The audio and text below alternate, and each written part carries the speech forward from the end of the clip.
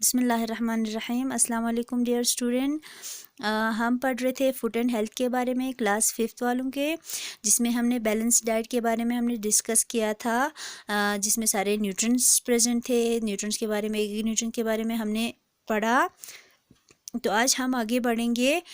खाना खाने के बाद हमें क्या करना है और खाने को किस तरह से हमें लेना है, कैसा खाना हमें लेना है, वो सब हम इसमें पढ़ेंगे।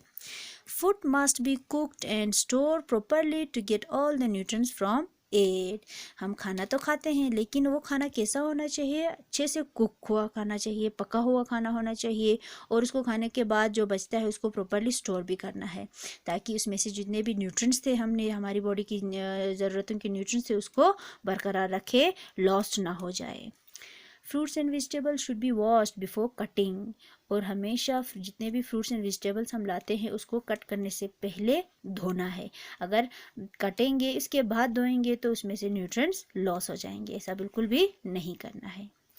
If we use excess water to cook food and throw away the excess water after cooking, many nutrients in the food get lost। अब खाने में पानी ज़्यादा डालेंगे, उसके बाद पकाने के बाद पानी ज़्यादा हो गया, उसको फेंक देंगे, तो क्या होगा? उससे भी हमारे न्यूट्रिएंट जो है वो लॉस्ट हो जाएंगे, क्योंकि कुकिंग के बाद तो खाने में उसी पानी में आ जाते हैं सारे न्यूट्रिएंट्स। अगर पानी को ही फेंक देंगे तो न्यूट्रिएंट्स उसमें नहीं रहेंगे, इसलिए जितना ज़रूरत है उतना पानी डालना है।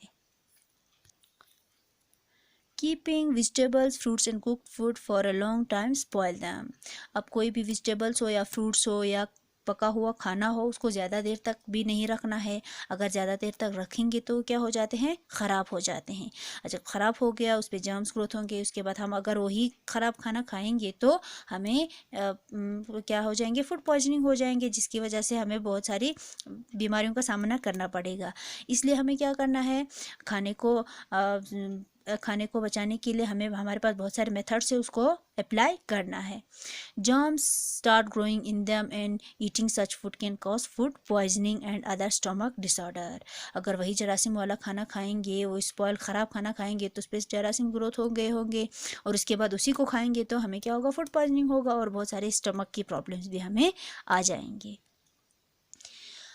तो we can keep our food in the refrigerator for a few days. हम इसका भी हमारे पास तरीका है। अगर आप खाने को कुछ दिनों के लिए रखना चाहेंगे तो ऐसे ही नहीं रखना है, आपको क्या करना है? रेफ्रिजरेटर में डालना है, फ्रिज में रखना है, कुछ दिनों के लिए रखना है। तो आप अगर रखना चाहें तो हम रेफ्रिजरेटर का इस्तेमाल करें, ताकि वो वहाँ पे स्पॉइल ना हो। If it is to be preserved for several weeks, it must be stored in a deep freezer। अगर आप इसको कई हफ्तों तक रखना चाहते हैं, बहुत ज़्यादा देर तक, कुछ कई हफ्तों तक रखना चाहेंगे, तो आपको डीप फ्रीज करना है, ताकि ख़राब ना हो और आपको आप वो इस्तेमाल कर सकें।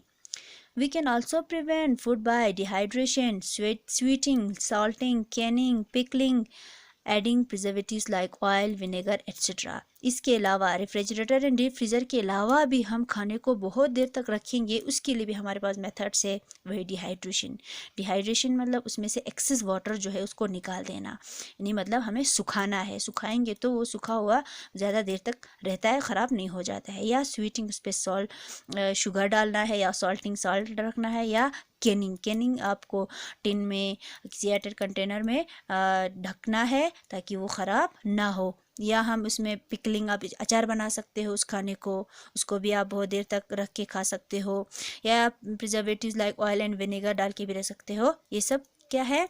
फूड प्रिजर्वेशन के मेथड है। अगर उसको ज़्यादा देर तक रखना चाहेंगे तो इसके लिए आप ये सारे मेथड्स इस्तेमाल कर सकते हैं।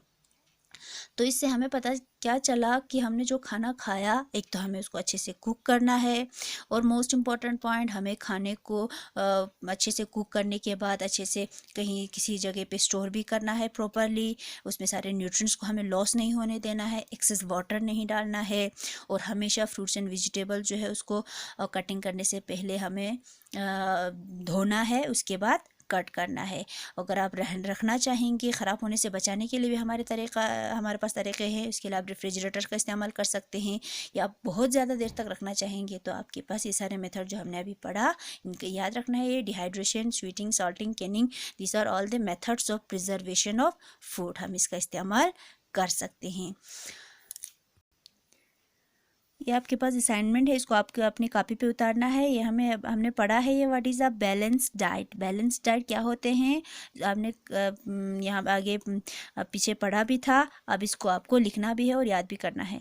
बैलेंस डाइट क्या होता है? A diet which contain all the nutrients in right amount is called a balance diet. इसके बाद आज हमने ये भी पढ़ा dehydration, process of removing water from a substance called dehydration, canning, the process of sealing food in a cans और tins to preserve it. ये दोनों methods of preservation of food है। ये आपका होम असाइनमेंट, इसको आपको कॉपी पे उतारना है। आज का लेक्चर हम यहीं पे रखते हैं, अगले लेक्चर में हम मिलेंगे, तब तक के लिए खुदा हाफिज़।